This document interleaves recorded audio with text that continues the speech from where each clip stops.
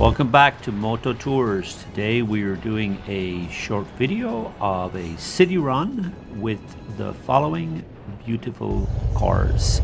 2001 Boxster 986S,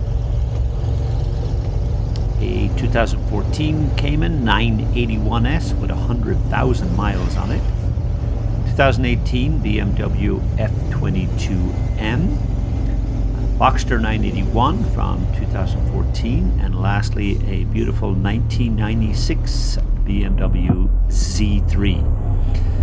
This footage is a combination of GoPro and Insta360, which is mounted on my 2022 Yamaha TMAX.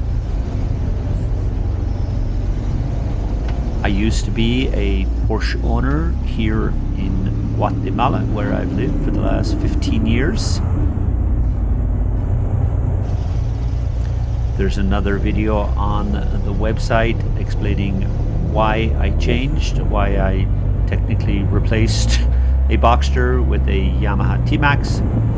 So I hope you enjoy this footage. I'm going to keep the audio to a minimum and to let you enjoy the first in what I hope to be is a long and productive series of videos using the motorcycle to capture these beauties. Enjoy.